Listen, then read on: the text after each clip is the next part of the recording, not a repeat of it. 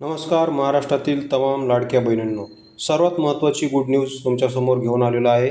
बघा, जो काही जुलैचा 25वा हप्ता आहे, जुलै महिन्याचा 25वा हप्ता हा बघा, आतापर्यंत लाडक्या बहिणीचे 24 हप्ते वितरित केलेले आहेत. किती? 24.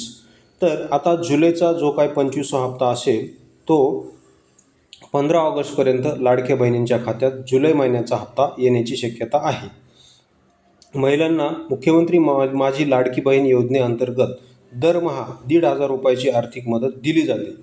आता आठवड्याभरातच महिलांच्या खात्यात म्हणजे 4-5 दिवसातच महिलांच्या खात्यात ही रक्कम जमा होण्याची शक्यता आहे.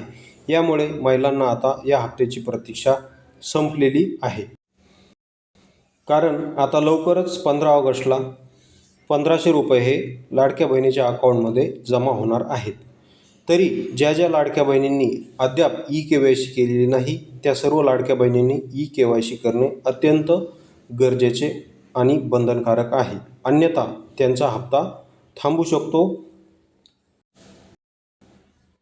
कारण बघा, सरकार ॲक्शन मोडवर आहे.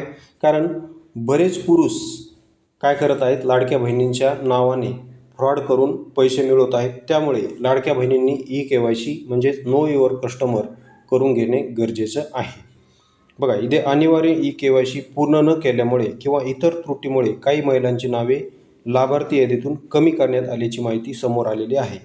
जर तुम्ही ई-के.वाय.सी केली नाही तर तुमचा हप्ता येणार नाही आणि त्याला सरकार नाही तर तुम्हीच जबाबदार असणार, असं सरकारने सांगितलेले आहे.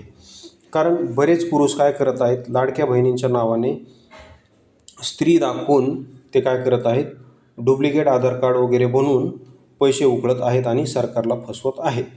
त्यामुळे सरकारने सर्व लाडक्या बहिणींना ई-के.वाय.सी करण्याचे आवाहन केलेले आहे आणि हे सर्वांना काय आहे तर बंधनकारक आहे.